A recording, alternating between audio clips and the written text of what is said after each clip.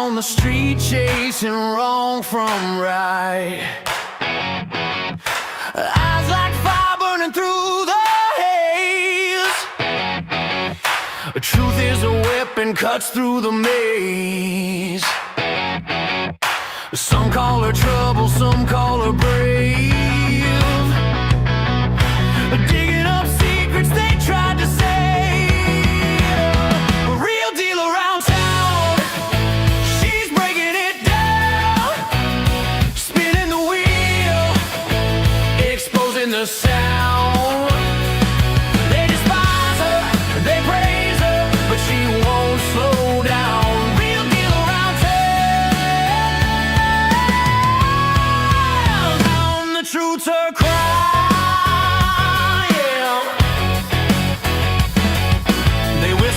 Shadows, they curse her name. Afraid of the spotlight she brings to the game. But the grateful ones, they cheer in the dark for the spark she ignites in their weary hearts. Some call her danger, some call her hope. She's the thin line on the tightrope.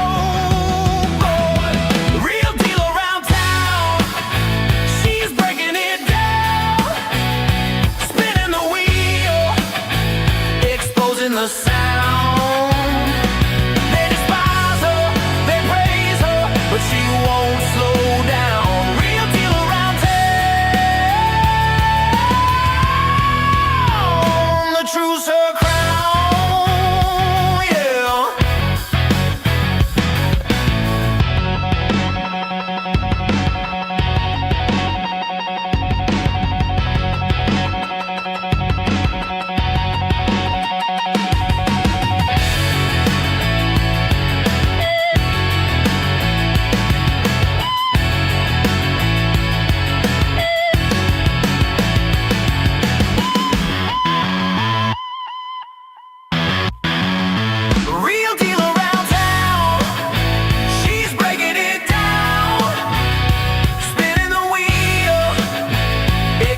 The sound. They despise her, they praise her, but she won't slow down. Real deal around town. The truth's her crown, yeah. The truth's her crown, yeah.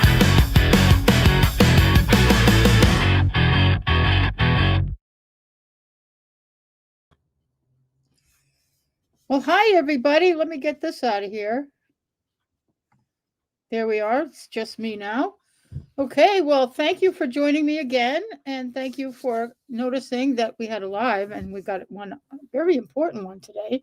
It's on the, the title, as the title suggests, summary motions, a motion for summary judgment was filed actually back in September. But I got a copy. Yes, I got a copy of the motion for summary judgment, and that's very interesting because it lists the discovery. It lists all the evidence and quotes from it. There were even interviews done by the Ethics Commission already. So those are referenced. Some of them they gave the transcript, partial transcript, but it's going to be interesting. As we go through it, you're going to see who they interviewed. Very interesting. Yeah. And the stuff that's in here is gold. And I think the townspeople will see what's going on here. And that it's not a witch hunt. It's not a witch hunt. It's not made up shit. I'm not making things up. I've got the evidence straight in writing from the Ethics Commission. Not just some press release that they gave. I got the whole thing. Before I get into the motion for summary judgment, there's no summary judgment yet. Before I get into the motion, this morning at 10 o'clock was the latest pre-hearing conference. That was at 10 o'clock, and I attended that. I did record it, but it's really, there's not much to it. What I have to give you now is much more important, but I'll give you a brief synopsis. David Vigeant did not attend, which he didn't have to, because he hired an attorney to do his light work. I don't wonder what he's charging, but anyway, but he has an attorney and he did attend. And they went over a few things. Most of what they went over was dates. David's lawyer had some issues. He had some technology issues with getting some of the discovery, so he's a little out of whack with what's going on. I'm not sure what day David hired him, but he's still trying to gather some of his stuff to be able to properly defend him. So that's that's normal. That's pretty much defense tactics, is delay, delay, delay. So no problem. So as far as the main hearing is getting, right now they've scheduled it for February 10th and 11th. They've scheduled 2 days, not because anybody thinks that this whole mountain of evidence that they need to present, or that they'll be interviewing witnesses and all this other stuff, that they just wanted to schedule 2 days just for the calendar, because in case it went over 1 day, they wanted to make sure there were 2 days available on the calendar. So February 10th and 11th is the main event, if there's ever a main event. On January 12th, there's going to be the motions for summary judgment. The motion for summary judgment was filed on September 29th. I have that with a date on it. Somebody just texted me and said, no, yes, I'm telling you, yes. On September 29th, the motion for summary judgment was filed on September 29th. I'm going to present it to you. I just got it today from ethics. So I will be, yes, we're going to go over that. But that motion has already been filed, and it's going to be debated, or whatever you call it, in the hearing on January 12th. And that gives an opportunity for David's lawyer. I wish I remembered his name, and I don't. But his lawyer is going to has the opportunity to do a rebuttal and also do a motion to dismiss, which that will be on another day. So there's a whole bunch of preliminary legal garbage that's scheduled before the main event in February. I think all of these are very important. Today's it was just dates and stuff, and I'm going to call it the boring stuff of pre-hearing stuff. I wasn't expecting anything exciting. I know some people had attended and they texted me later and they were disappointed that there was no big explosion that was going to happen. I wasn't quite sure what was going to happen with the summary judgment stuff. I knew that the other attorney for ethics, was going to be filing something. So I didn't know whether that was part of today's, and it wasn't. I found that out quickly. So let me get into the big stuff. And pull this up, get this out of here if I can.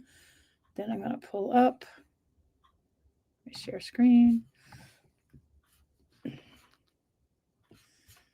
Window.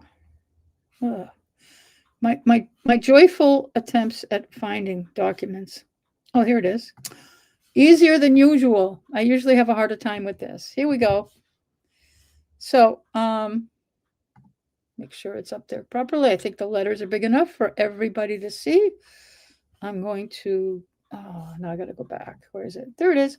Okay. Commonwealth of Massachusetts State Ethics Commission adjudicatory docket. I'm not going to get on that. In the matter of David Vigeant. Motion for summary decision. Okay, this is not a court thing, so motion for summary decision. I'm calling it judgment. Oh, well, my bad. So, okay, the petitioner requests oral argument on this motion. That's good. Now we're going to get into the statement of undisputed facts.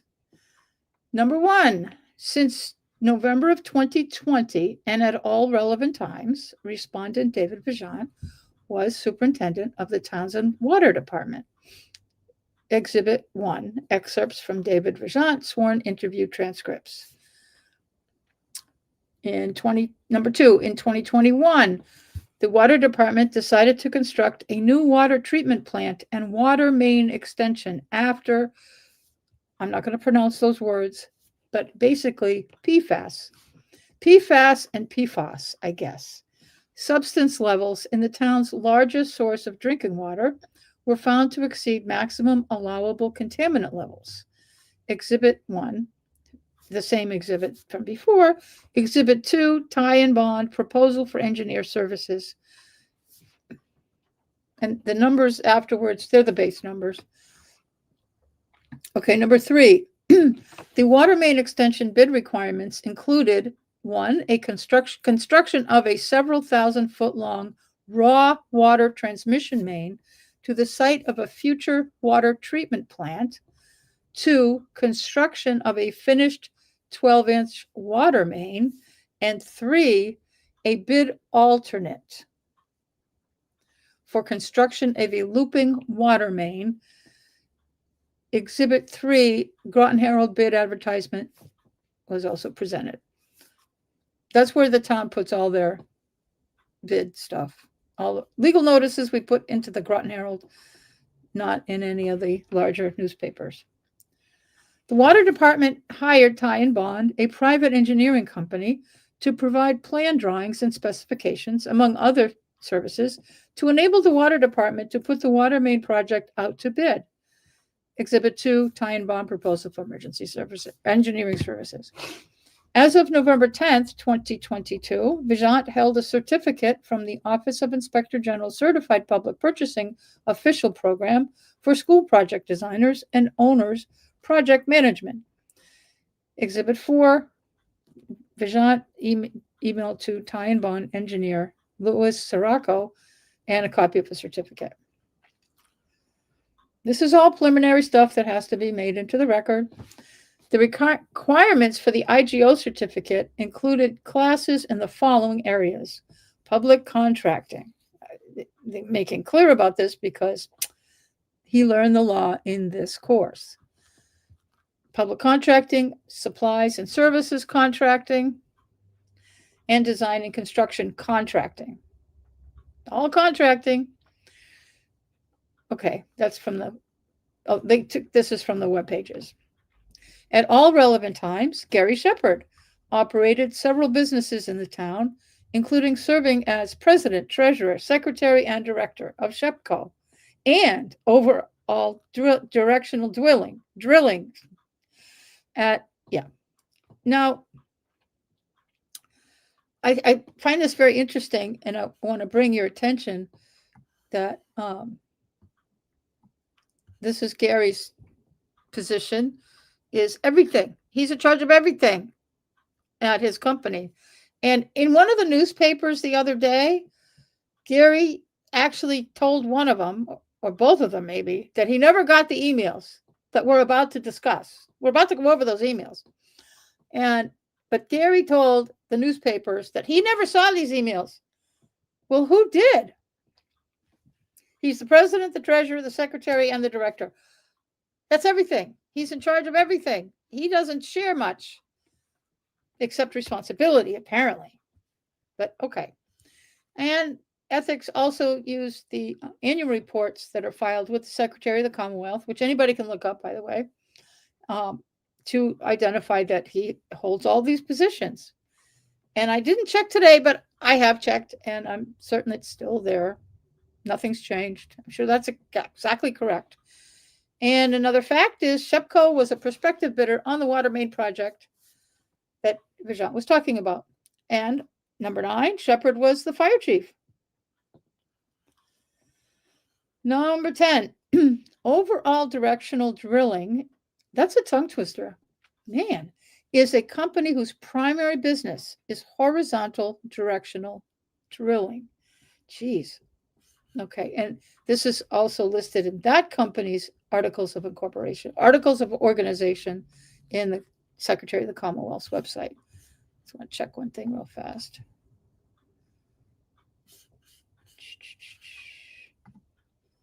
All is well there. Okay. Horizontal drilling is an alternative to trenching, installing conduit, and backfilling. It is a trenchless technology that uses surface-launched equipment to drill underground horizontally and install pipes, conduits, and cables. And they got this information from OSHA.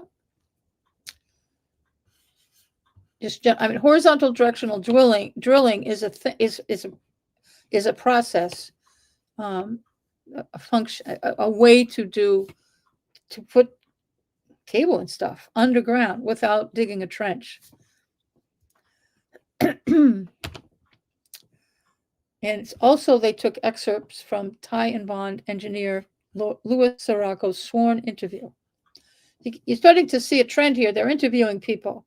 These were not on their website. They did not record that. They probably have recorded them. I just got this document today, so I don't know if any of the additional exhibits are public records. This is. I suspected that it would be, so this afternoon I did a public records request with ethics, and they sent it to me immediately. I got this quick. They want this information out there. or they're really fast on getting public records out, unlike Townsend. Townsend, it's about 4 months after 3 or 4 appeals to the state. Never mind. I'll discuss that on another day. On or about October 13th, 2022, Ty and Bond provided Vigeant with 90% complete drawings dated October 2022 for the water main project. Ty and Bond, all right, they have an email attachment that provided that information.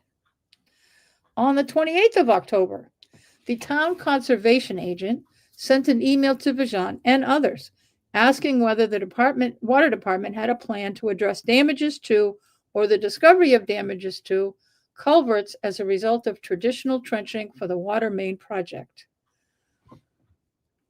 And there's an email exchange between Conservation Commission agent, who I think back then was Jessica, or it might not have been Jessica, 3 years ago. Could have been Jessica, or could have been, I forgot the guy. There was a guy before her, I think. Maybe not. I don't know. I think it was Jessica, but it doesn't make any difference right now. So I find it interesting. I want to bring your attention to something about the Conservation Commission, and park that in the back of your brain. The chair of the Conservation Commission is a full-time employee of SHPCO. Okay? Full-time employee of SHPCO is the chair of the Conservation Commission. I'm sure ethics knows this, or they will. Vigeant responded to the CONCOM agent on October 28th. There are no plans to fix anything. There are no plans to fix any pre-existing damage. We will fix or replace anything we damage. That sounds like David. On November 14th of 2022, Ty and Bond project engineer Mary Danielson sent an email to Vigeant asking about using horizontal directional drilling for all culvert crossings in the water main project because, among other concerns, the culverts were clustered, making it difficult to trench over some and drill under others.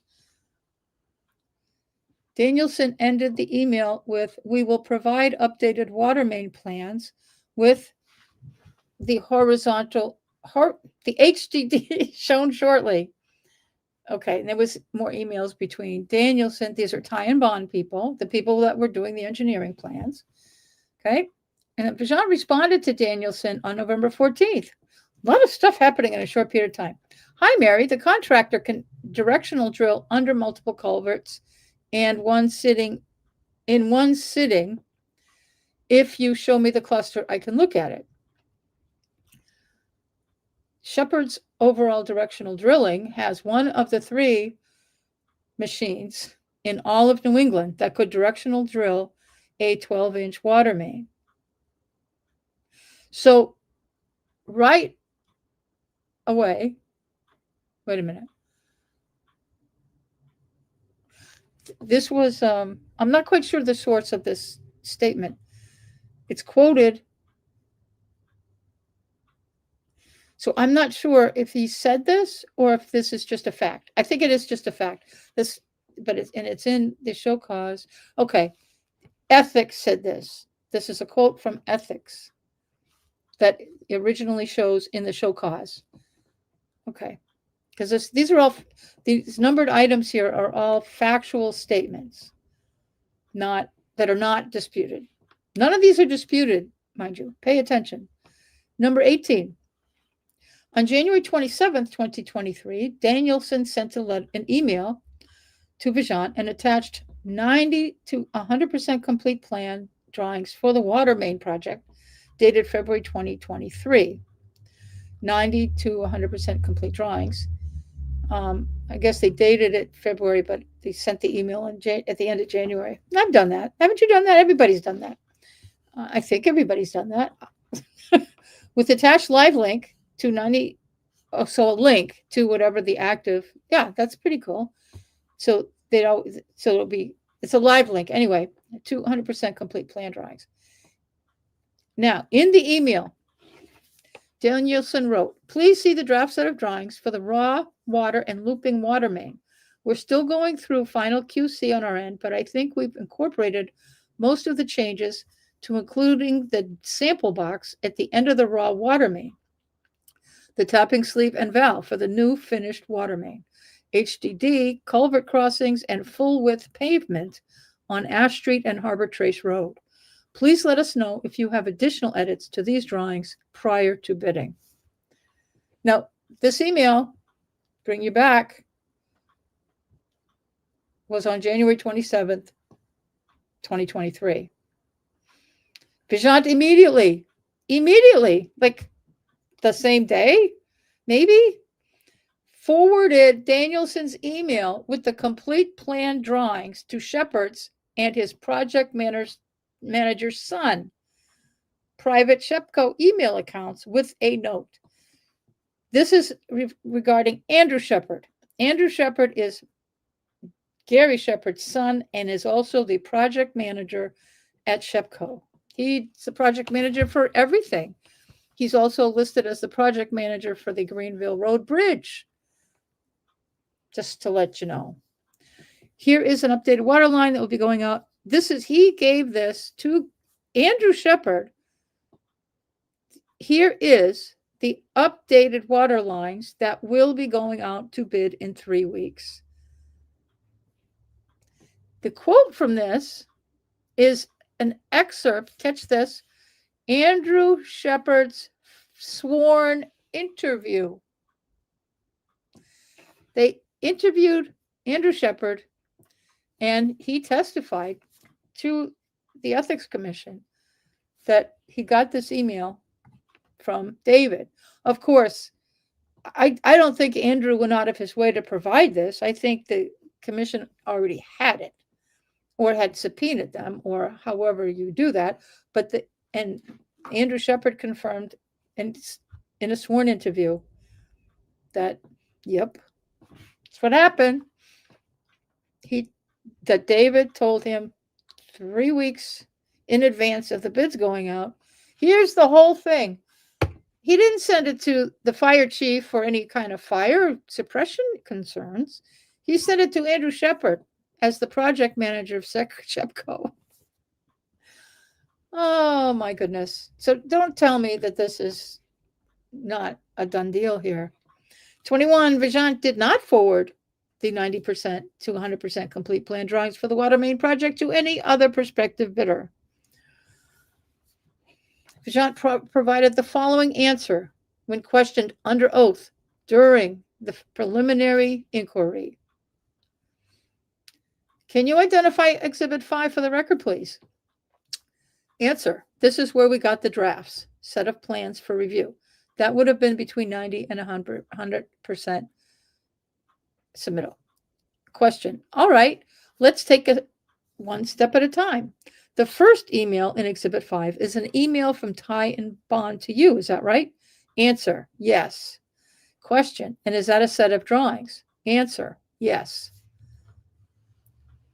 Question, for the water and looping water main drawings, is that right? Answer, yes. Question, and that's the drawings for the water main improvement project? Correct. Question, and these are the 90% drawings, is that right? Answer, yes. And you forwarded the email along with the drawings to Gary Shepard, is that right? Answer, I don't remember that, but I could have, but I don't remember doing it. Sure. Question, and the email from you to Gary Shepard says, here's the updated water lines that will be going out to bid in 3 weeks. Did I read that correctly? Answer, yes. Question, okay, did you write that? Answer, yes. Question, okay, and you sent this form from your work email? Answer, yes. And what email did you use for Gary Shepard? Answer, it's whatever I have on my computer. Question, and you sent this email to Gary Shepard in your capacity as the water superintendent? Answer, yes. Question, why? Why did you do that? Answer, I was just keeping him informed. He's the fire chief, but and I don't have anything, I guess I didn't do the right thing. I guess I didn't do the right thing. Now you can see he's stuttered right here. He's the fire chief, but I'm going to guess what he was going to say, but what was on his mind. He's also running SHPCO, a prospective bidder. I don't have anything, he just like, what are you talking? Dave, what are you doing? Question, did you send the 90% plans to any of the other contractors? A, answer, no. And that's based on Exhibit 1. That's the, whatever. That's the transcript from a partial transcript from the interview that they had. Just checking back here. Okay. Folks, we are live and you can leave comments. The live chat is open. I'm sure you have comments or thoughts. Everybody's freaking out or just enjoying me reading from a document. It's interesting, huh? Okay, number 23. On February 2nd, 2023, this is just a couple days after that, Vigeant sent an email with a copy of the 90 to 100% complete plan drawings. Now, you got to understand, we're still 3 weeks out from the bidding. It hasn't gone out to bid yet, okay? Vigeant sent an email with the plans, drawings for the water main project to overall directional drilling employee, Mike Bertram. And there's an email. It's that they have as an exhibit. Okay, these are all going to Gary Shepard's companies 3 weeks out from the thing going out to bid. These people were not given the bid yet. They were not given, the bid had not been put out, and they weren't given the contract. This was all in advance. These were absolutely giving them the whole shoot match, in my opinion, very illegally. I can't believe what I'm reading, people. I'm stuttering here. And this is David and Gary both are saying this was all in public record. This is all in public meetings. This is not public meetings, people. This is emails providing with direct plans immediately after receiving them to people who are going to bid, not board members, not, to be discussed, some of the things that needed to be discussed in a public meeting. No, these are, there's absolutely no reason on this God's green earth why he should have sent an email to overall directional drilling employee Mike Bertram. Makes no sense. No sense.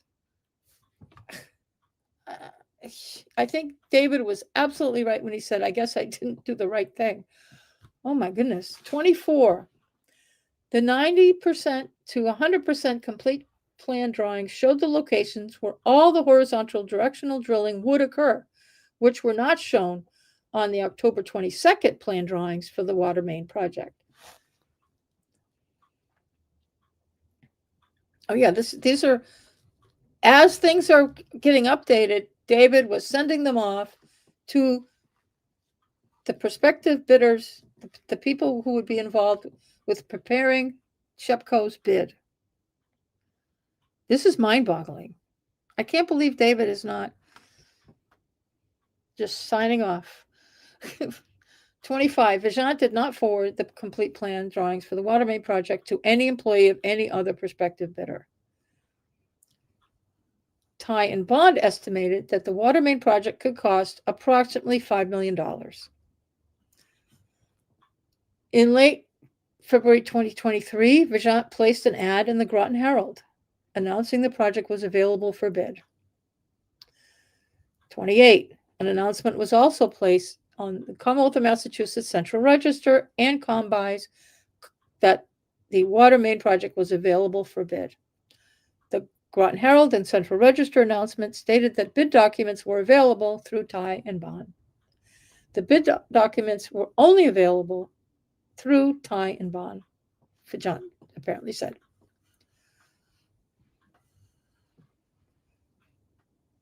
The Groton Herald ad and announcement stated that the water main project was subject to Chapter 30, Section 39M, and that's Exhibit 3. That's the bidding law. So water main project was available for bid on March 1st through March 30th. 33. The water department received Shepherd's signed bid of $4,756,421.71 on behalf of Shepco for the water main project on March 30th. That appears to be the last day of the bid. Interesting. That's an interesting. That's very interesting. Very interesting. I don't know when the other bidders submitted their bids, but probably before that. Okay. I guess Ty and Bond probably received the bids. The water department received 4 bids total on the water main project, which were opened on March 30th. And there's an exhibit is the Ty and Bond contractor bid evaluation. 35. Shepco's bid was approximately $600,000 less than the highest bid, the next highest bid. Exhibit, that's also an exhibit, the same exhibit. 36. On May 3rd, the town, through the water department, awarded the water main project contract to Shepco. Shepherd signed the water main contract on behalf of Shepco on May 24th, 2023. 38. Vigeant had no excuse for forwarding the water main project plans drawings to Shepco 3 weeks prior to the project going out to bid. Vigeant admitted this in his following sworn testimony during the preliminary inquiry. So we've got more quotes from that original preliminary inquiry. Question, okay, who is Michael Bertram? Answer, he's the directional driller. For whom? Question, for whom? Answer, he works under Gary Shepherd. Question, and then you also listed some important dates. Answer, correct. Question, now, why did you send this information to A? Because. It looks like David answered before the question was asked. Question, please let me finish. Why did you send this information to Michael Bertram? Answer, because those are the dates that have been advertised in our meeting. Why did you send him? Question, why did you send him the final plans? Answer, this is highlighting too many things here. I have no excuse. David said, I have no excuse. I don't know why he's not just, settling. He should settle. I don't understand. Question, did you send this information, that being the final plans and important dates, to any other contractors? Answer, no. Question, and you sent this information to Michael Bertram, who works for Shupco, a little over a month before, 28 days in February, so about a month before the bids were advertised. Is that right? Answer, yes. 39. Having the plans 3 weeks prior to the water main project going out to bid was of value to the recipient bidding contractor. Vigeant acknowledged. There could have been some value. I can't even take this. To a contractor in his sworn testimony. I can't speak anymore. In his sworn testimony during the preliminary inquiry. Oh my goodness. What is going on here? What is in our water?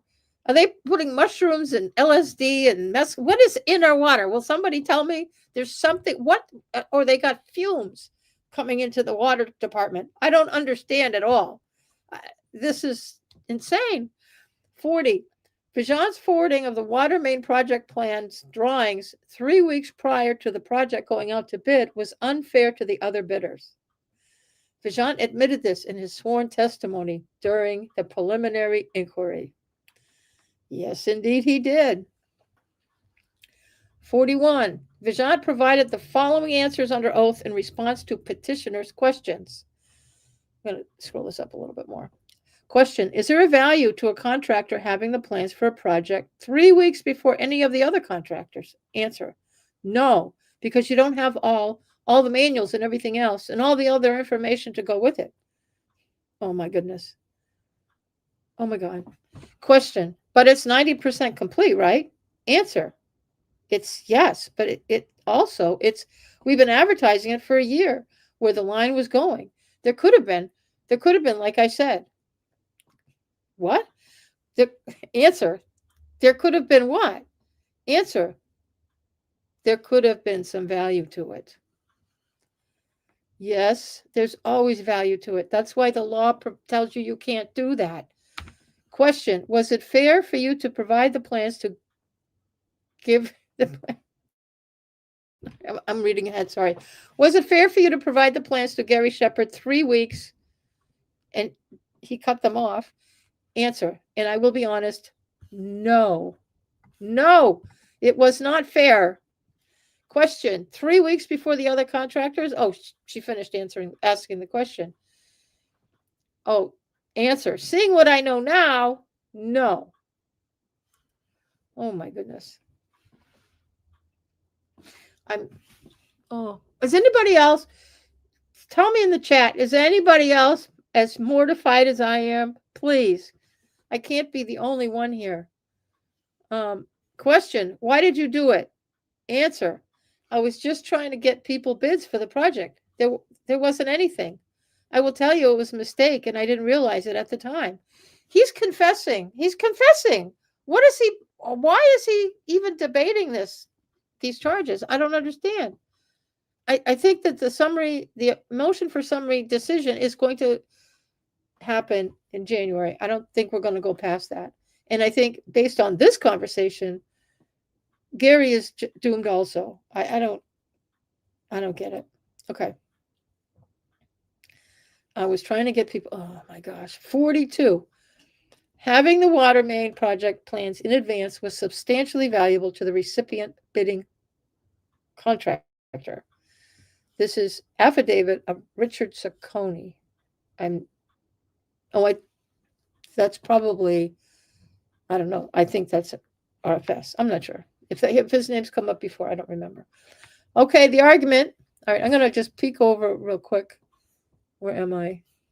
I just want to see if anybody's made any comments. No, nobody's given comments. The links are live. You can live chat people. It's always fun to have people say something in here. Nobody's saying a word. Okay, I'll go back. I'll get off complaining about my viewers. Standard of review. The petitioner moves for summary decision pursuant to 930 CMR, blah, blah, blah. A motion for summary decision is the administrative equivalent of a motion for summary judgment. So I've not been wrong calling it a summary judgment. Okay. Administrative summary judgment allows an agency to dispense with a hearing when the papers or pleadings filed conclusively show on their face that the hearing can serve no useful purpose. Oh boy, do I agree with that. To survive a motion of this kind, an adverse party may not rest upon the mere allegations or denials of his pleading, but his response by affidavit or as otherwise must set forth specific facts showing that there is a genuine issue for trial. In other words, there has to be something that says that he didn't do what he said he did. I don't know. Was there something in the water? I don't know. Vigeant violated Section 23B to II. To establish that Vigeant violated this section, petitioner must prove the petitioner is the Ethics Commission by a preponderance of the evidence that Vigeant, 1, was a public employee. Yes, he was. 2, used or attempted to use his official position. Yes, he did. 3, to secure an unwarranted privilege or exemption for himself or others. I'm confident that he did. I don't know that David got any privilege, but Gary certainly did. 4, which was of substantial value, only $5 million. 5, which was not properly available to similarly situated individuals, which it was not, because we've already decided that it was of value and that giving the plans to Gary Shepard early, 3 weeks in advance of the bidding, was a benefit. So Vigeant did so knowingly or with reason to know. He didn't, and he said he didn't realize what he was doing, but he now knows that he did do what he said he did and what he's being accused of, which was wrong. And he acknowledged that it was wrong. He can't claim mental incapacity here. Vigeant was a municipal employee. General law, we're doing a lot of definitions here. We know that he was a municipal employee. B, by providing the complete plans prior to advertising for bids, Vigeant used his position to secure an unwarranted privilege for local contractor and fire chief Gary Shepard and Shepard's company, Shepco and Overall Directional Drilling.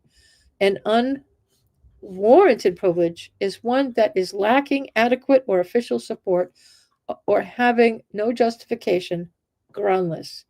So this definition is that the unwarranted privilege is there is no reason for Shepco or any of his companies to have had access to these materials. There was no valid reason for him to have given them to these people. None. Even as fire chief, there was no reason to do it. Anything that, I'm just going to give an example. Any conversation that he had with anybody about this could have waited. Even the conversation that the Conservation Commission had with him. And I don't know that that was the only conversation that the Conservation Commission had with him. I am concerned. I'm not accusing anybody of doing any other wrongdoing, but I think that if it's Jessica, that was the conservation agent, why did she ask that question when it wasn't out to bid yet? There was no reason for her to even ask that in 22 or 23 or whenever that was. There was no reason for her to need to have that question answered. That's a question for after the bid, because the Conservation Commission was not going to insert itself into the RFP. There was no reason for it. Those are questions that the conservation might have once, and I'm sure they did. I'm not yet going back to all these other meetings, but I think that there were concerns once this went. I'd like to know when they did have these meetings, because as I recall, there were concerns that they were going through conservation protected areas in town to get this pipe in, and there were issues that had to be worked out. I don't think there was anything bad, but I think that these are things that conservation had to approve or just have a conversation about. And I'm hoping that these conversations didn't happen before the bid went out. I think it would have been included in this, but it would have been proper for it not to have been discussed before the bid went out. But those would be permitting issues that would all come after somebody won the bid. This not before. So at some point, I'm going to go back to 22 and look over the conservation meetings. They're all online. I advised TCOM not to delete them, but to see what they talked about at their meetings prior to the bid going out. Because if they discussed the details, this would really raise serious questions for me, and it should raise questions for ethics regarding other people. Because as I said before, the chair of the Conservation Commission is an employee of SHPCO. And the only reason I can think of, and I'm not accusing anybody of anything completely, I'm just raising questions, that why would the Conservation Commission need to know any of this beforehand? And the only benefit would be to provide the information to his employer. That's all I can think of. And I'm not accusing him. I'm going to continue my research and to see how this goes. Of course, that would not necessarily be detailed in this, because this is about David Vigeant and not anybody else. It's only referring to Gary because that was the violation. I have no idea. Okay. All right. Every contract for the construction, reconstruction, alteration, remodeling, or repair of any public work, or for the purchase of any material as hereinafter defined by the Commonwealth or political subdivision thereof, or by any county, city, town, district, or housing authority that is estimated by the awarding authority to cost more than $50,000, shall be awarded to the lowest eligible responsible bidder on the basis of competitive bids, publicly opened and read by the awarding authority forthwith upon expiration of the time for the filing thereof. Okay, the purpose of competitive bidding, according to General Law, Chapter 30, Section 39M, the purpose is to obtain the lowest price from responsible contractors, but also to establish an open and honest procedure for competition for public contracts. The goal is to create competition with all bidders on an equal footing. Equal, neon lights, hello. Okay, a necessary component of equal footing is that bidders have the opportunity to bid in the same way and bear the same risk of rejection. Compliance with public bid requirements is required, even where no harm to the awarding authority is shown, where the violation may benefit the public, and where there is no showing of bad faith or corruption. Now, I'm going to stop in the middle of this, and my memory, I can hear Gary's voice, I can hear the Board of Selectmen's voices, but Gary has done so much work for the town. Oh, and he saved us so much money. And Gary, even in his response to the newspaper articles about this, is he saved the town $1 million. Tough shit. This is where it's clear compliance is required, even where no harm to the awarding authority is shown and where the violation may benefit the public. You can't violate ethics just with the excuse that it will benefit the public. The town benefits when we break the law. No, we don't. We don't. It's not. Nope. Okay, even when there's no showing of bad faith or corruption. Okay. As public works project estimated to cost over $50,000, water main project was subject to General Law 30, Section 39M, placing the prospective bidders on equal footing, required bidders to have access to the same information regarding the project plans and specifications at the same time, not 3 weeks before, at the same time. March 1st, 2023, at the earliest. Total violation of this law. As water superintendent, Vigeant used his position to give Shepard and his companies the complete plan drawings, they're almost complete, for the water main project 3 weeks prior to making the plans available to any other prospective bidders. He did so using his work email and with the information he received from Ty and Bond. And saying all this is to indicate that he was not on his own time. The plan, which still would have been illegal, the plan drawings with information regarding, in fact, if he had used his personal email, I would say, well, there's proof that he was trying to circumvent the law. But he did it boldly go where nobody else seems to care about. The plan drawings with information regarding horizontal directional drilling. I'm going to be able to say this 20 times real fast before I'm done here. Locations was information Shepard and his companies were uniquely positioned to exploit because Shepard owned overall directional drilling, a company devoted to horizontal directional drilling. And as Vigeant noted in his answer, Shepard owned one of 3 horizontal directional drills in all of New England that could directionally drill a 12-inch water main. There was no adequate or official support or justification for providing these complete drawings to Shepard and his companies prior to advertising for bids. Indeed, after first attempting to justify his actions, Vigeant gave up, stating, I don't have anything, I guess I didn't do the right thing. And later, I have no excuse. That's his confession right there. Therefore, by providing Shepard and his companies with the 90 to 100% complete plan drawings for the water main project prior to advertising for bids, Vigeant used his official water superintendent position to secure an unwarranted privilege for Shepard and his companies. C. The unwarranted privilege of advanced access to plans was of substantial value and not available to similarly situated individuals, the other bidders. Substantial value is $50 or more, according to 930 CMR 5.05.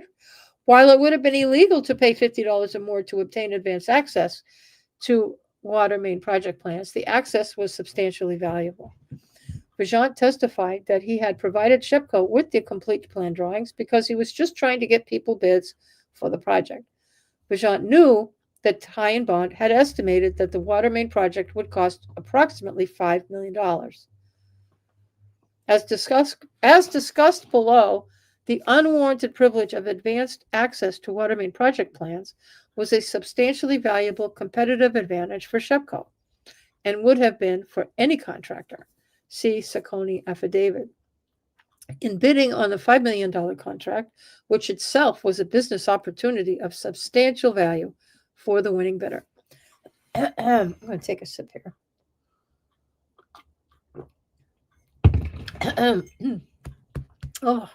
While Vigeant resisted, all right, I'm going to scroll up a little bit.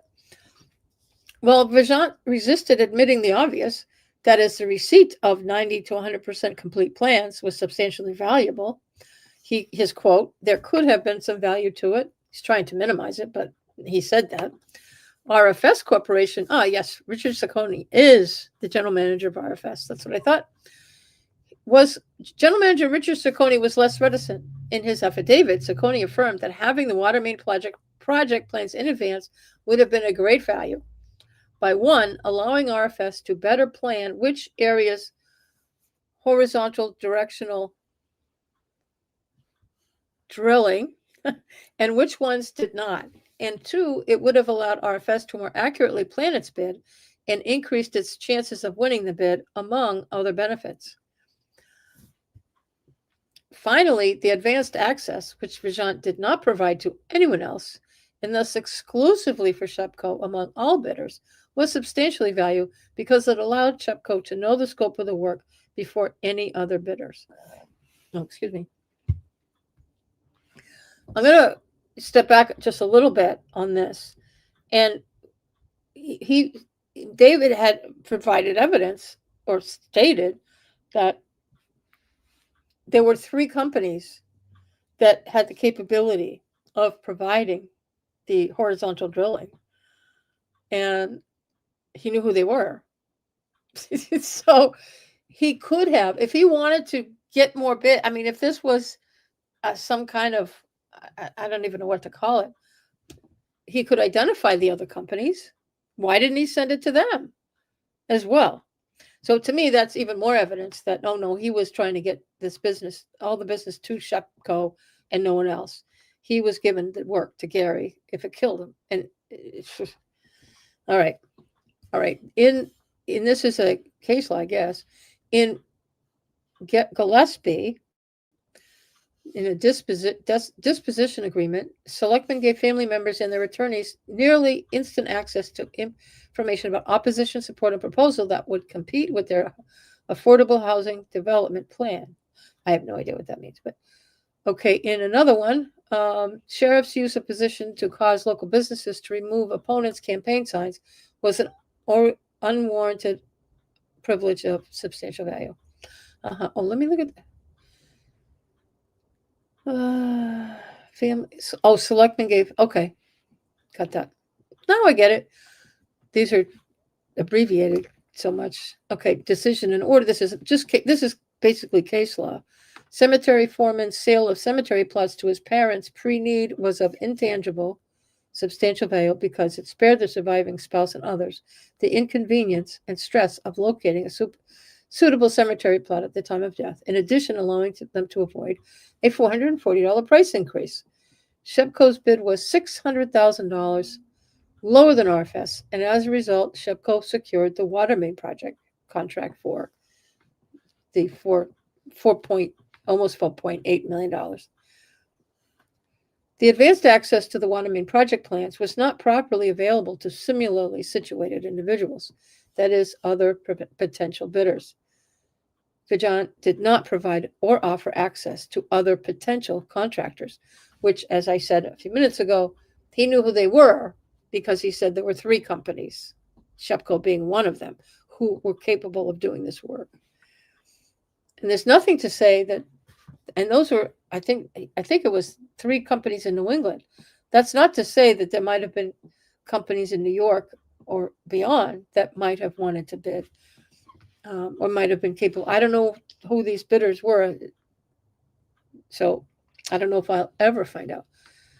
Okay, Vigeant suggested that Shepco's bid was lower because, as a Townsend-based company, Shepco did not have mobilization costs. My guess is that because they didn't have to move equipment, if that makes sense. Shepco's mobilization. Tie and bonds bid evaluation. Oh my. Tie and bonds bid evaluation shows that Shepco's mobilization costs were nearly 3 times that of the next highest bidder. So that's nonsense. David didn't do any homework on this as he prepared to talk to anybody. He just thought how can you think I did something wrong? Vigeant did so knowingly or with reason to know. Vigeant knowingly or had reason to know that he was providing the plans in a manner contrary to competitive bidding, and thus securing an unwarranted privilege for Shepherd because, 1, Vigeant held the IGO certificate, which we discussed at the very beginning, showing that he had taken the IGO's public contracting courses, and 2, he had reason to know that providing the plans to one bidder 3 weeks prior to making them available to other bidders undermined competition because the bidders were not on equal footing. Conclusion. Wherefore, the petitioner respectfully requests that after oral argument and consideration by the full commission, the commission will allow its motion for summary decision and order Vigeant to pay a similar, to pay a civil, I haven't read this before. In order for Vigeant to pay a civil penalty of between $15,000 and $20,000. So that blows the belief out of the water that he's only up for $10,000. I think there's multiple violations of law in his in his case, because I think probably every email he sent was a violation. There's probably 3 or 4, and they decided to round it down. This is reduced, but this is $15,000 to $20,000. And I want to also remind everybody that he has to pay this out of pocket. The town cannot pay it for him. Everything is out of his own personal pocket. And yeah. So how about them apples? That is the story. That is the motion for summary judgment. This, and I think for me, after reading that, I am more confident than ever that David is screwed, that there's no chance that he's going to come out of this. He's going to be paying that fine. He's not going to win this case. There's no way. And neither is Gary, because the same evidence that's presented here is going to be used against Gary. In fact, there's probably more for Gary than what we just went through. There's his side of things may have a lot more juice to it. In fact, his does, because he's also been charged with violating ethics in the Greenville Bridge. So we don't have that. We just have this project. And I think that Gary has different issues. He's not going to be charged the way Gary was. Gary's not going to be charged. I don't know what I just said. Gary is not going to be charged the same way that David. I agree with you, Jamie. In fact, in a minute, I'm going to discuss that further. But Gary's charged with being the fire chief. He's charged with just doing the projects, just bidding on them. Yes, it is against the law for a municipal employee to bid on these things, to do this work, to make money. You cannot, if you're a public employee, you cannot make money on projects. You cannot be paid to do work for the municipality which you're employed by. That's a violation of ethics coming out of the gate. Gary has complained that, all I did is not fill out the proper form. He wrote a letter claiming himself fire chief. I'm the fire chief. And that's what he calls his disclosure and exemption from ethics. And no, there is a form, and it's not like, it's some stupid form. You have to fill out the form and you apply for an exemption for that he's got to have to declare on the form that he's not making any money. Really, he's got to say that on this form. And that's probably why he didn't fill out the form. And then the Board of Selectmen, his appointing authority, would have to approve it and to say, right, you're right, there's no conflict here. You're not going to make any money, so you can do the work. He's not going to benefit in any way. And if the selectmen did that, they should all be hauled into court too. But yeah, so that's where Gary's is very different than David. David, all the communications that he had with Gary and Andrew. Andrew gave sworn testimony. I don't know if Gary, I guess Andrew's doing a lot of the stuff for Gary and stepping in, and I just hope Andrew does. Andrew comes off as a really nice guy and not intending to do anything. So I don't know where he's at with all this, but he's just walking in quicksand with his father. And I think that there's all kinds of problems here. We have a family problem here in this town, that we've got Gary's the fire chief getting in deep shit right now. And he's got, his son is the chair of the planning board. Andrew's chair of the planning board, and we have one of his employees is chair of the Conservation Commission, and he's sticking firefighters into all these other boards, and the selectmen are more than willing to help out with making sure Gary has coverage in every board. I think this is a big problem, and the select board need to quit doing that. They need to look at this because it's causing serious potential harm. And I mean, not just filling out the wrong form. Okay. If this is really serious corruption and the appearance of serious corruption, even if serious corruption may not exist, it certainly looks that way. And I think from what I'm seeing and hearing from around town is it's not just me asking questions. There's a lot of people raising a lot of issues with what the hell's going on here with Gary, and it's all about making every dollar he can and on the backs of the townspeople. This is not right that everything is Gary. And I wish I had it up on the computer. I don't. It's on my phone. Somebody sent me. I get a few people send me screenshots of some of the things that get said on Facebook, just to let people know I am not on the following Facebook pages, groups. I am not on Townsend, what's going on. So the crazy conversations happening over there, I'm not seeing. I'm not on what's not going on. I'm not on discussing Townsend. I'm not on Townsend United. Is that what it is? I'm not on.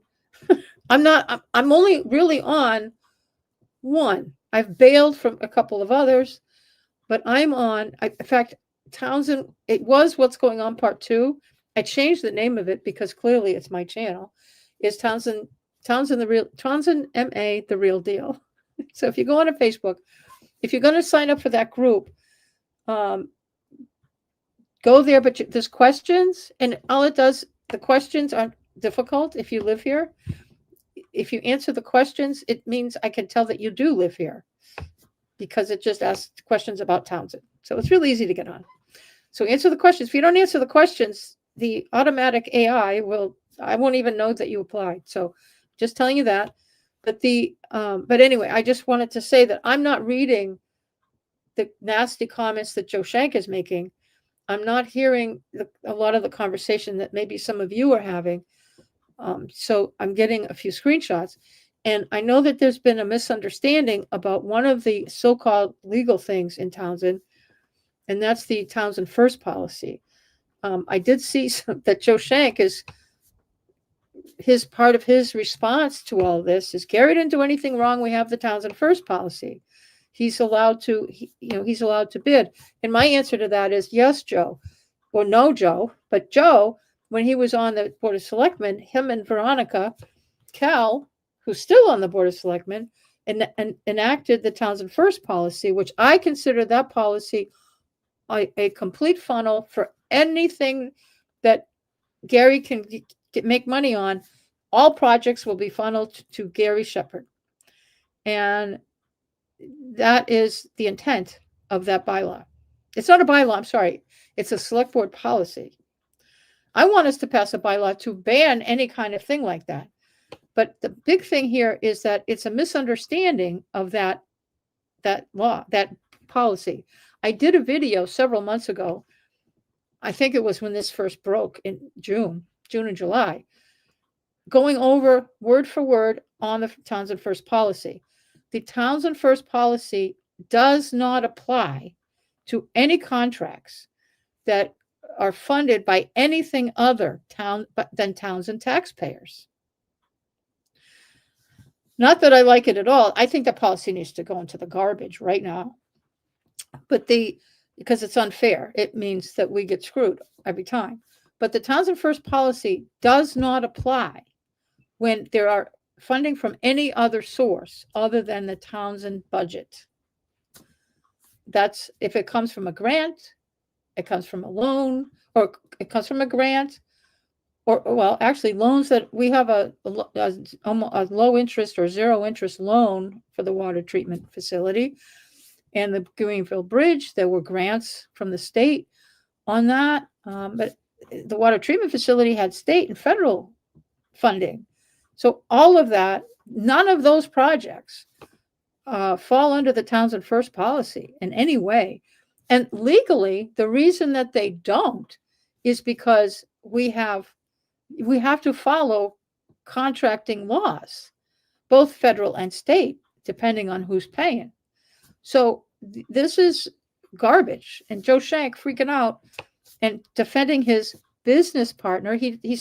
Joe Shank signed a disclosure stating that he's been business partners with Gary Shepard for 40 years. And he has. They're in real estate together. But the okay, so we could go down that road. But there's yeah. So Joe, you're wrong. And so tell him the Townsend First policy, I think, should be illegal. And hopefully somebody's using it as evidence of how stupid we are.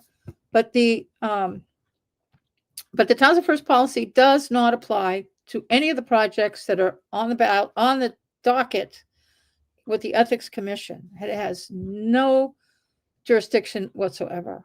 That regular old contracting law is what covers these things.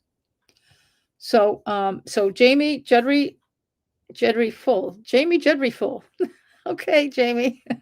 Gary should step down as fire chief. I agree. In fact, I'm going to say for a legitimate reason, I have two reasons for saying that. One, I'm going to say it has nothing to do with punishing him by getting him off the fire chief, that he should, out of shame and embarrassment, he needs to quit as fire chief. The reason that he should step down as fire chief, if he was not the fire chief,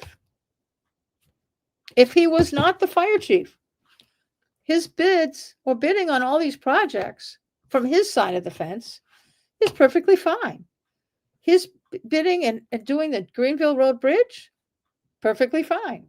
His bidding and doing the work on the water treatment, the water mains associated with the water treatment facility, no problem. The only problem with the water treatment facility, if he weren't fire chief, would be David giving Gary the work and all the information in advance. That's illegal, but that's not Gary. That's David. But so if Gary did step down as fire chief, if the select board would not stop negotiating they're negotiating his contract, a renewal. They're going to give him a raise. I'm not kidding. They're negotiating his contract right now. Yesterday, I think. Yesterday. Today's what? Tuesday. Yesterday, they're in executive session. And so they're working on giving him a new contract, and they're not cutting anything out of it. I'm sure they're going to give him a raise. And then they're going to ask us to give an override for that. And this is going to be another nasty town meeting if they even keep him employed. But because of all I could say is his arrogance is why he's fire chief. He said the other day, open meeting in a selectmen's meeting, to discuss, yes, Candy, raise for a multimillionaire. I don't know if he's a multimillionaire. I don't know how much we're talking here. But anyway, he said in a select board meeting, basically, he sounded like Trump. No one can do it but me. No one is qualified to do this job other than me. There's nobody, you're never going to get anybody that knows how to do this funding and stuff. I want to see his funding. I really would love to go over the books for the fire department. He doesn't respond to public records requests too much either. Some of them he does, but if it has to do with money, nope. So I'm concerned there, but we can't. And he's trying to dissuade the town from filling his position with somebody else to advertise a position for a full-time fire chief. He had Brett King, who's also on the planning board. who's right now the second in command over at the fire department. Oh no, Gary's the only one that can do this job. We can't have anybody else.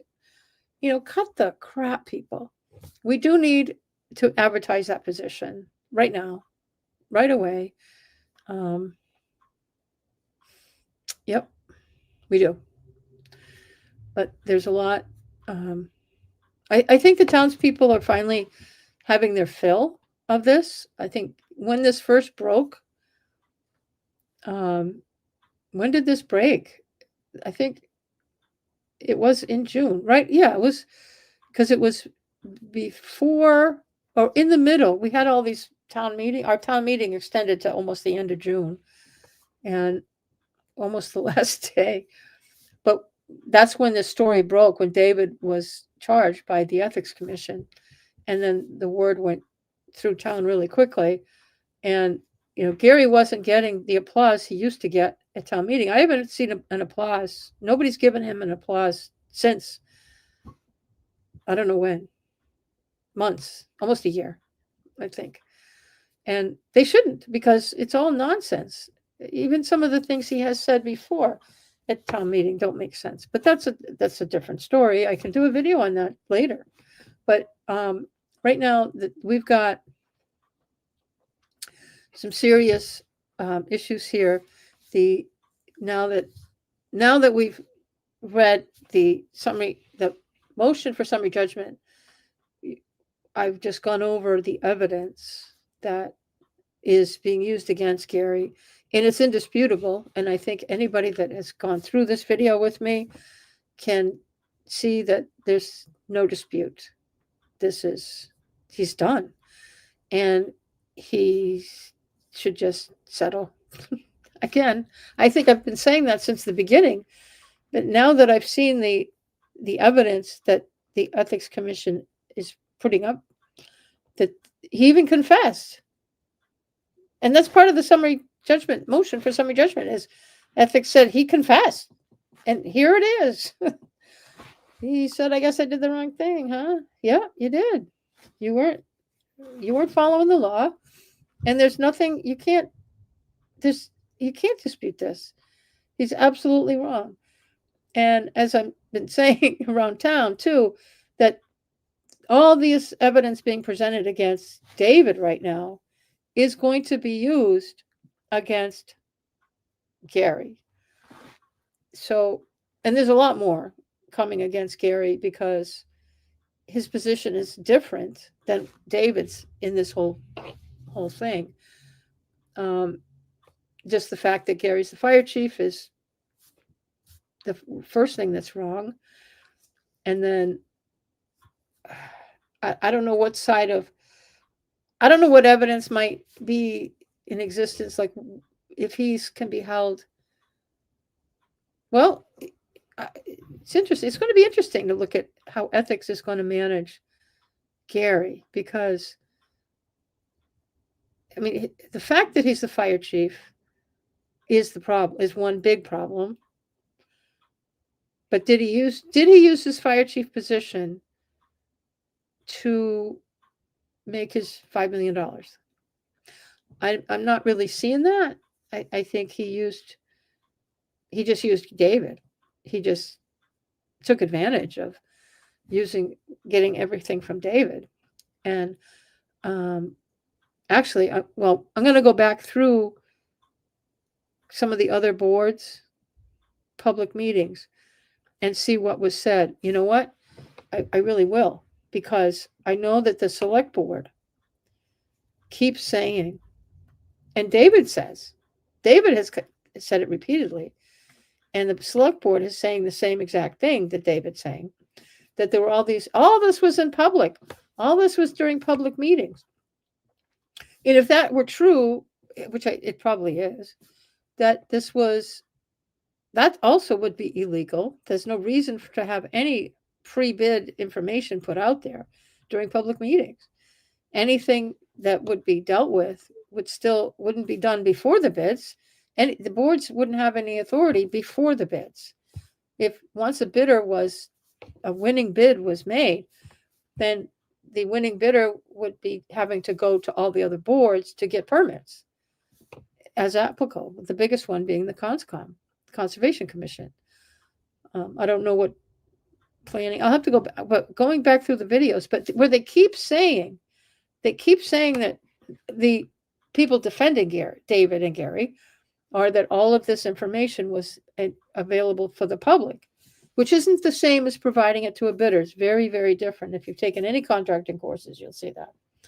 Even if you took an ethics class. If you took the ethics class, everything that everybody's talking about is in that video.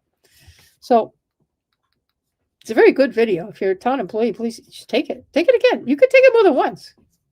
You're supposed to take it every year, I think. But take it. Just to in that video, it tells you what they did wrong. It's very clearly.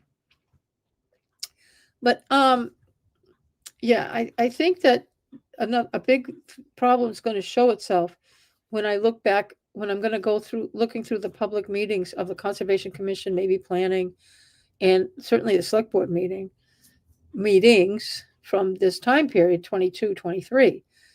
Because if things were discussed that had no business being discussed, how a place is built is not really up for a lot of conversation, other than to determine we have to, and then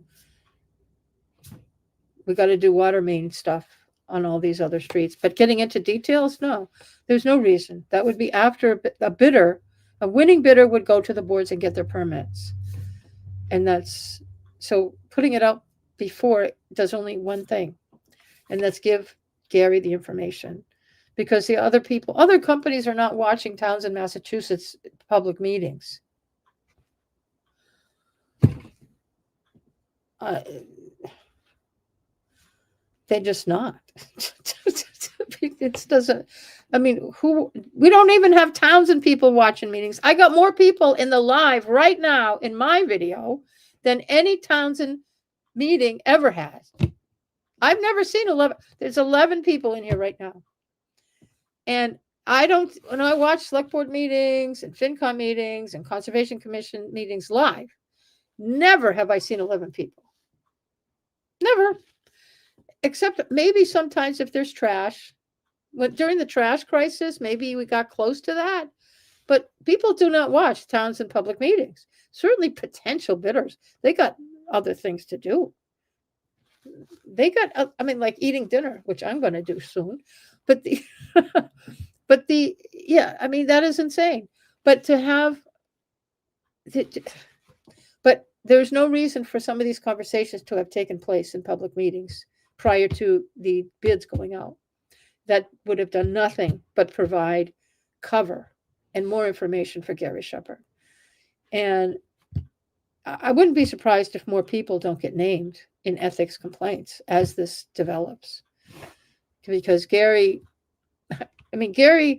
freaked out when the other day, I think it was Thursday, that the Boston Herald put out their article about Gary's accusations from the Ethics Commission. That's how I heard about it.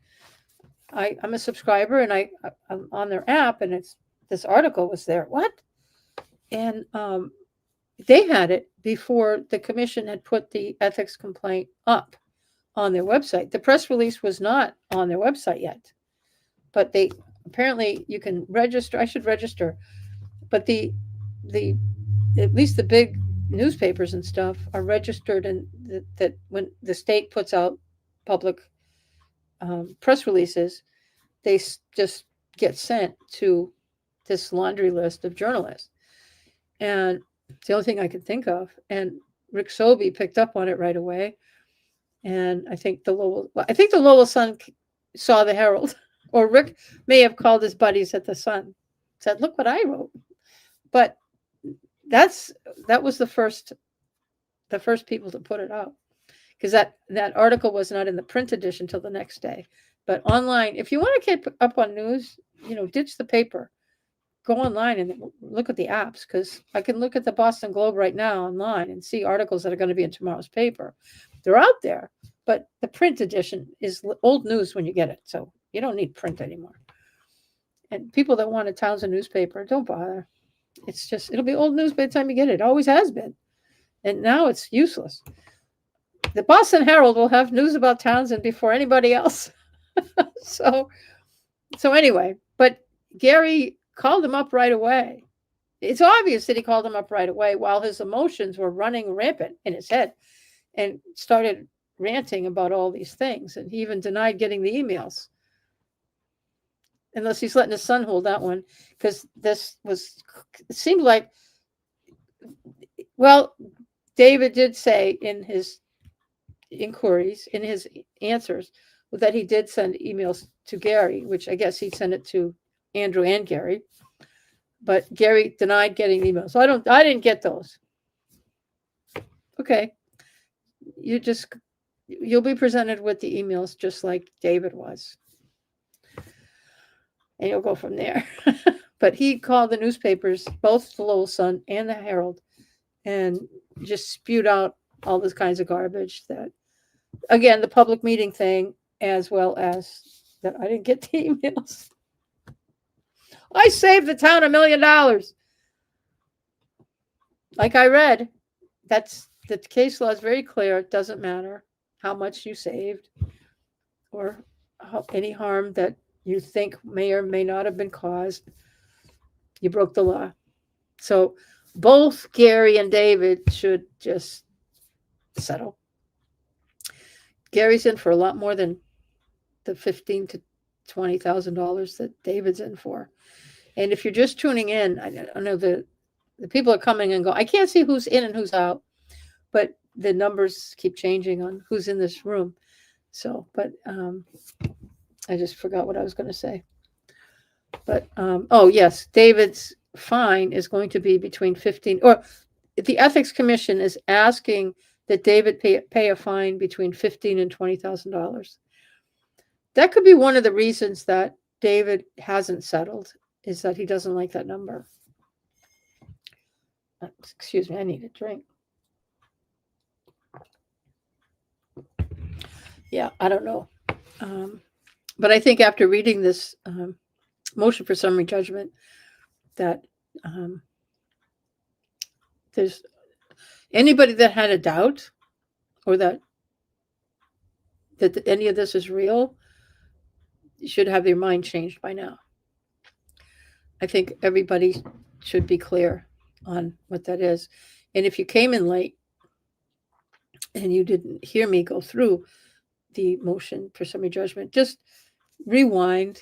You can, I think, yeah, you can, there's a little thing in the bottom there. Where is it? Yeah. I can't do it while this is like working in a mirror. But you can scroll back and start this from the beginning. And you can watch the summary judgment. As I read through, I forgot how many pages were there. But no, I'm not going to pull it up again. But a lot of good information, and they didn't leave much out. And just by the excerpts that they provided us, they have a lot more, and they have a lot more emails, I'm sure, some of which are probably minor, but they exist between all these parties. I'm going to go through that motion and see if, I don't think I'll get the exhibits. I might email the guy tomorrow and say, are these public records too? Can I get the exhibits? Are they possibly? No, I got a feeling no. Yeah, I don't think you can get those when you're in the criminal courts either. You have to be a party, I think. We'll find out. But I'm happy with reading that motion for summary judgment. I think that was gold. I did the public records request this afternoon, and I just want to thank that records access officer at the Ethics Commission for sending it right over. Like, holy cow. Probably had it right on his desk or in his desktop or whatever to send it, because they were just still working. We just had the hearing with David, or the conference hearing thing today with David. So That's really nice. But I did that public records request. I can't believe he sent it to me right away. I was kind of wondering. I know in court, if you have a case in the courts, criminal or civil, and there's a motion, it's if it's a civil motion, it's on the court's website. If it's a criminal motion, not so much. That's not available. But you can get these through a public records request, or you can go into the court. I usually just go into the court and ask for papers if I'm looking for a case. They'll get it right for you. At least I have not had a problem. In a bigger, that's at least the district courts. They're pretty easy to get along with. But the appeals court might be a little bit more difficult. I don't even know where the clerk's office is at the appeals court. I know the courtrooms are. Trying to find your way around there is a puzzle palace. But yes. So, yeah. So I wasn't completely sure that was going to be a public record. But I said, well, I'm going to ask anyways, because it should be. So when I've asked for other information, they wouldn't give it to me. Honestly, months ago, because the rumor was being spread that Gary had told everybody that he had settled, that was not completely true. By the way, he was ranting about the form thing. He wasn't, I guess they were talking to him already, which they have to be, but he was talking about the form stuff, apparently, not that he had settled. So I did a public records request months ago seeking his settlement. And there was nothing. There was no documents related to my request, or however they put it. And so I said, okay, I figured that we were just dealing with non-public information. But there really wasn't. There was no document that was responsive to my request. So there you go. So I'm going to keep trying to figure out what I can get from the Ethics Commission. And I don't think they want to argue with me over it. I think that I think this is an interesting case for them.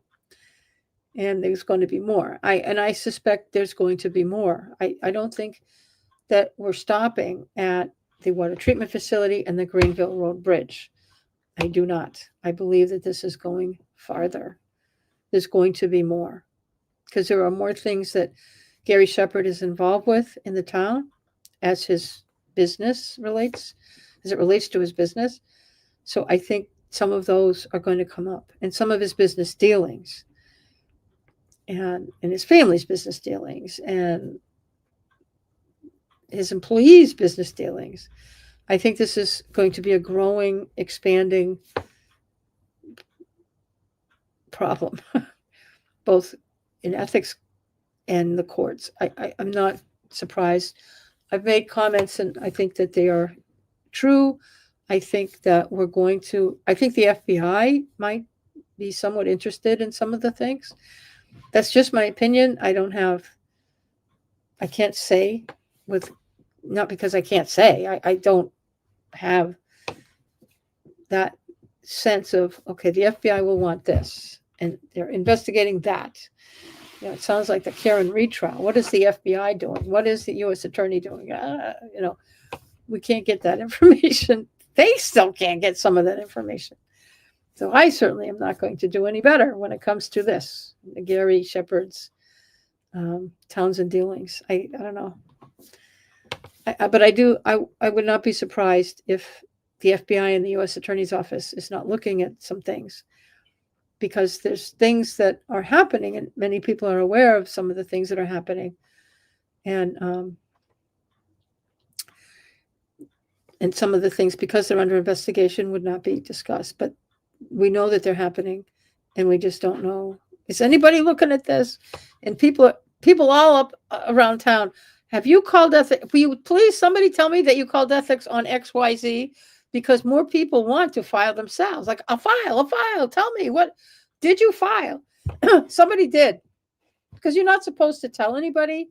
If you file an ethics complaint, one of the first things that ethics will tell you is whatever you do, do not tell anybody that you've done this, and or that you even talk to ethics, because it can be life-threatening.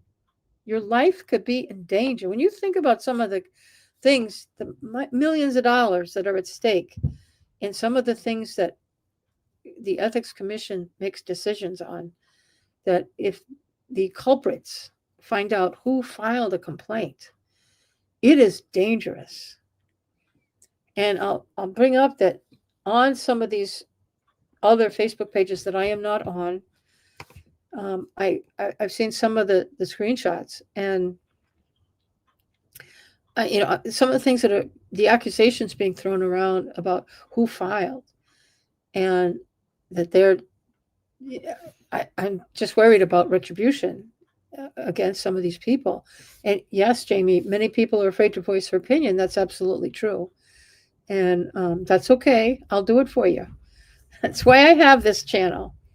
And well, my channel, I didn't start my channel for quite this level of broadcast. I started my channel because there were some select board meetings that weren't being televised, that were about a budget, the budget for 2024. Well, yeah, in May of 2024, the select board was doing some heavy conversations about the budget and trash collection, my other hated subject. And I started my channel by going down there and said, I'm recording this and I'm going to put this up on YouTube. And my channel was born. And then it turned into, I revealed what Chaz was up to, and that just changed everything. And just some of the open meeting law stuff, and the crazy stuff about the First Amendment. It was just insane. And then things have just been a constant, and there's more stuff to talk about. And so I'm really glad that I have my channel here, because by having my channel, it's better than, to me, it's better than just venting crap on Facebook.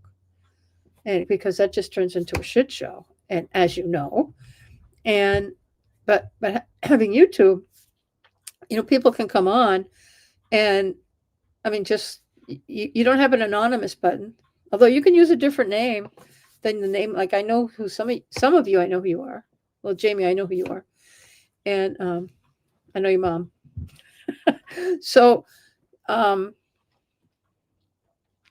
but you can't, if you put comments that are rude, obnoxious, threatening, or whatever, I just reach over and find it and delete you, and I can ban you from my channel, and that's the end of that. I mean, you can still watch my channel, you just can't talk, you can't give comments. There are some people I've had to do that to, but yeah, and this is like, it's on video. I've been doing lives now. I found it, I was having issues getting lives done, so excuse me, I didn't do them.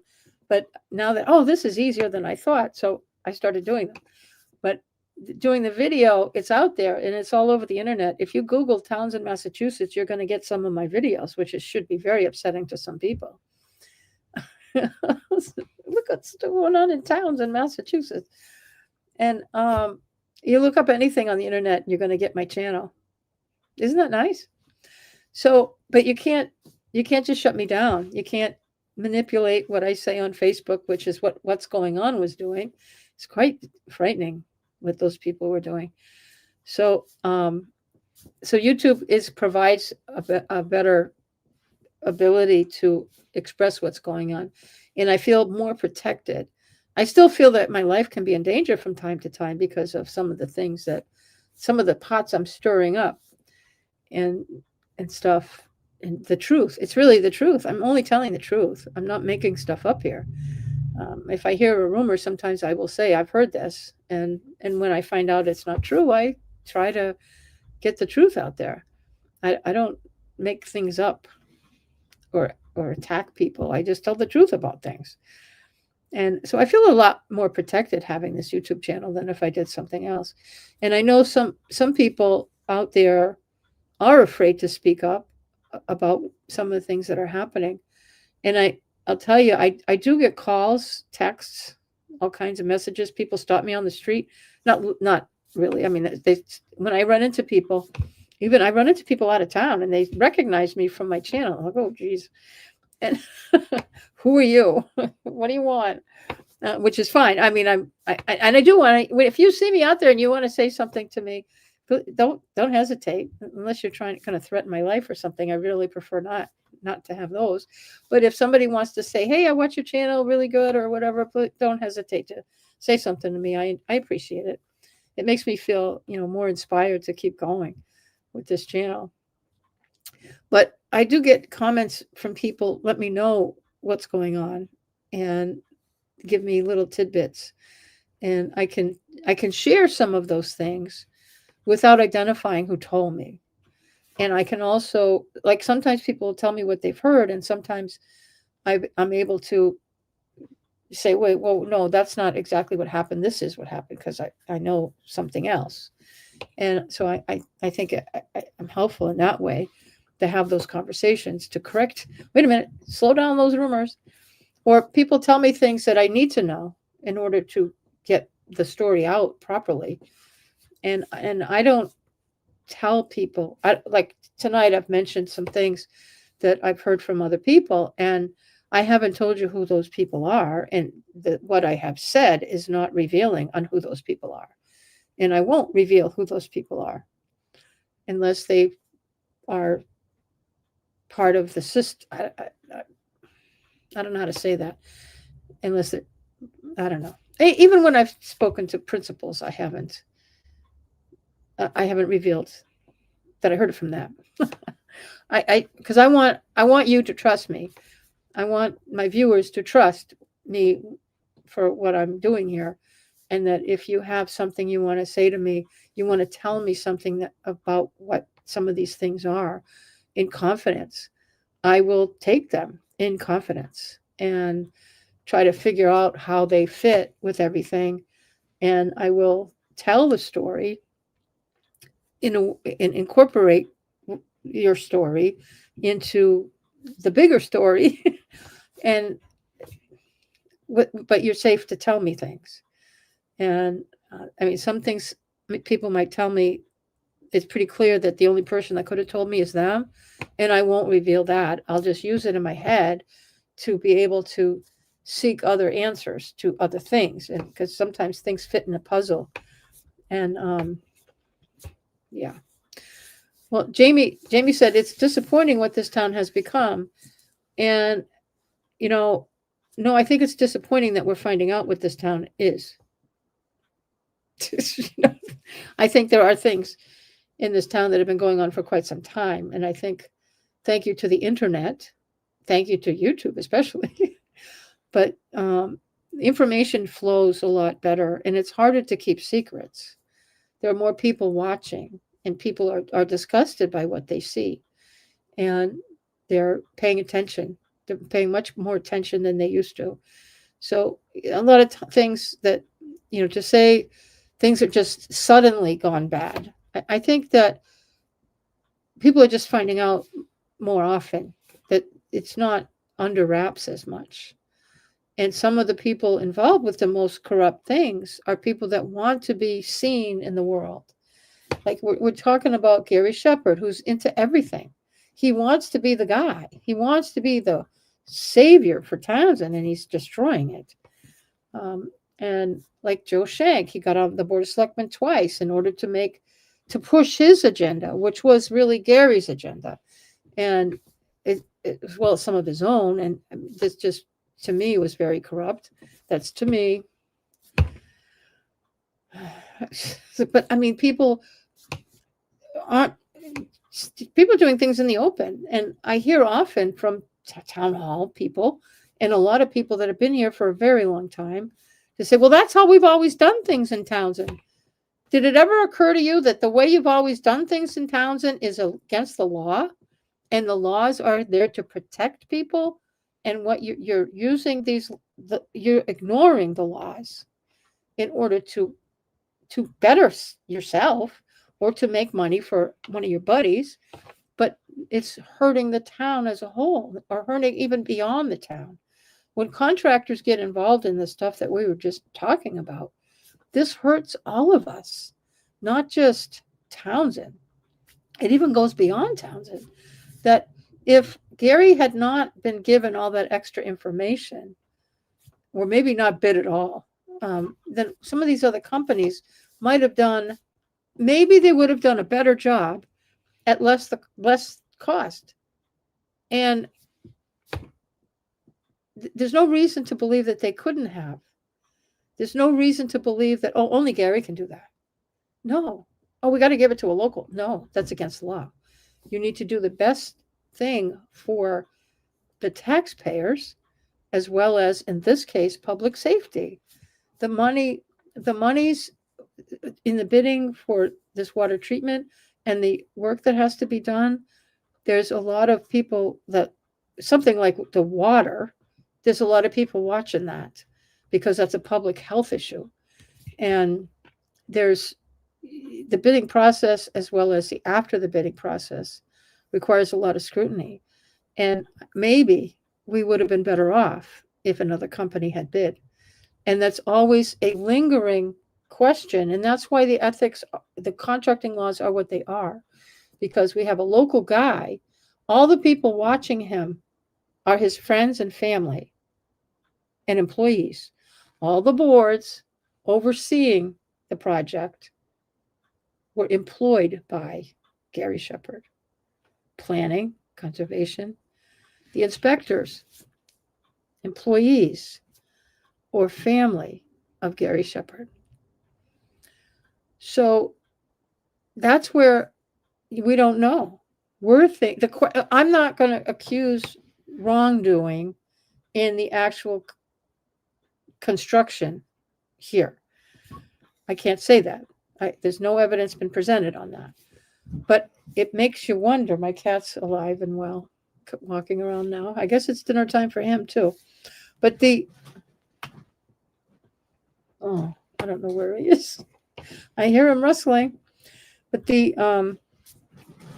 but when you have an outsider versus an insider, you have more people paying independently, watching them and inspecting and stuff. When you have a local who's got all the connections, then the people inspecting, and are they going to be as critical? Are they going to say, Gary, this is wrong? Or they're going to just let Gary do what Gary does? And I'm not accusing wrongdoing here. I'm saying the questions, that's why you need more eyes on it. You need more scrutiny. You need more ethics. Basically, you need more ethics. And that's where some of the problems are with this, that we'll never know. Well, we will know in the future if something goes wrong here with any of the project.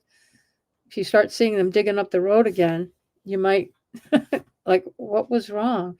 And then because of all this, what will the water department do? Will the water department say this wasn't done right? No, not right now. They won't.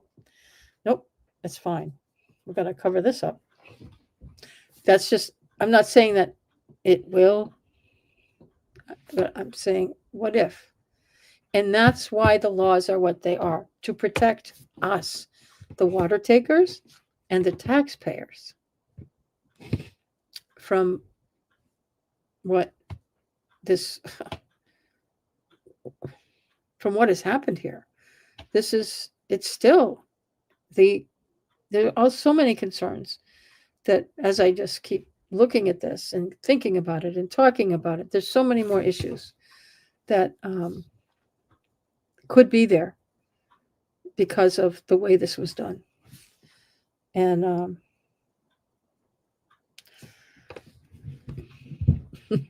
just got a text. That's okay. It's funny. Yeah. I mean, there's just so many things. This is not simply we're Townsend. We got to take care of Townsend. We got to have Townsend people taking care of Townsend people. Now, this is screwing Townsend people. In order to protect us, we need to have a fair bidding process on our contracting, not an already decided, well, whatever we have to have done, we have to have Gary do it. It's like we don't have a choice. There are laws against that. And we need to enforce them. The state needs to enforce them, and that's what they're doing. And we need to be more aware of that and not think that, no, our job is not to protect Gary because he's a Townsend multi-generation family from Townsend.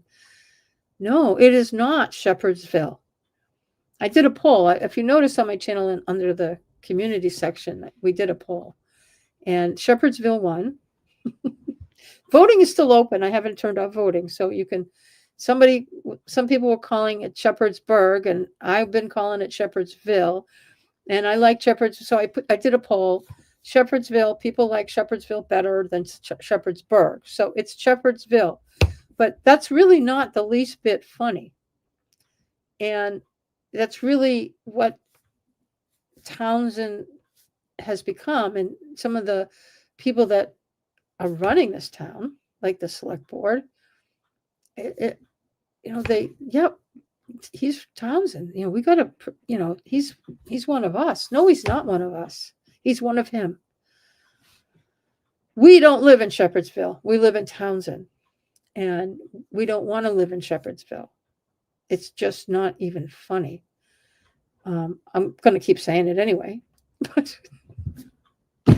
but because everybody knows what it means to be in Shepherdsville. But we need to put an end to that kind of stuff. We need to put an end to living under one person's thumb, and that he decides what we do and where our money's going. And I think that Judgment Day is coming, but I think there's a lot more to reveal, and my mind is going with other videos I want to do that I could compile all kinds of documents and show you more about what Gary's been doing. But in my spare time, I'm going to go back through. I am going to go back through the older meetings of the conservation and planning and select board to see what was happening at these meetings, particularly before the bid went out. Because I know the select board was talking about, a lot of it was preliminary stuff that I don't believe there was anything unlawful. But I'm going to have to look at, as we got closer to the bids being put out, what was being said, and then the conservation and the planning board, I think, will be very revealing on what happened there. Because apparently, from what David has said, and I think what the select board has said, they've repeatedly said that everything was talked about in public meetings.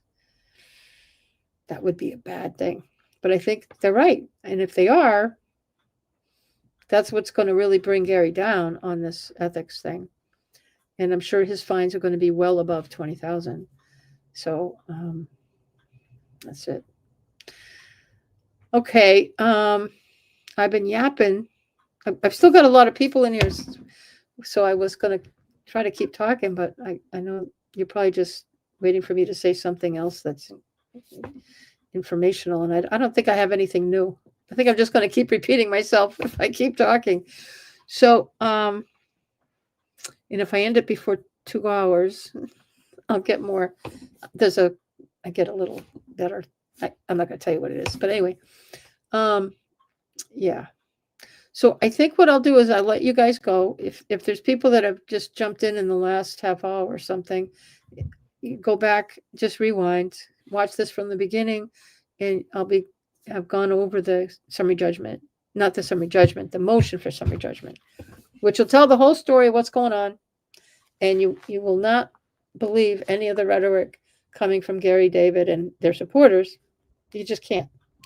And if you are a supporter of Gary and David, just watch it a couple more times. Read it, watch it, and very informative, eye-opening, and more interesting names have popped up.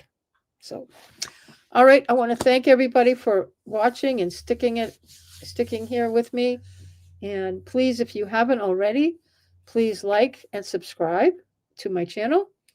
And I really appreciate it. The liking really helps with the algorithm, so more people get to see my channel and get the information that I'm trying to provide. Because my channel is all about transparency and getting information to you that the government isn't giving you.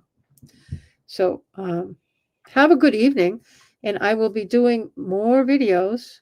The select board has a really marathon meeting on Thursday. Wait, or tomorrow? Is it what day? Is it tomorrow? I think it's tomorrow. Jeez, yeah. Everybody's got a meeting tomorrow, I think. I don't know where they're all going to meet. But so lots of meetings coming up, and there's going to be lots to talk about as the weeks go by. So thank you again for following this channel and watching tonight's very informative meeting. I was so excited to get that piece of paper, let me tell you. But I'm going to end. So have a good evening. My cat is bothering me from behind, and he wants me to feed him, and I better get on the stick and do that. So thank you so much, and like this channel on your way out. And if you're not subscribed, please do that too. Okay, have a good night. Thank you, everybody.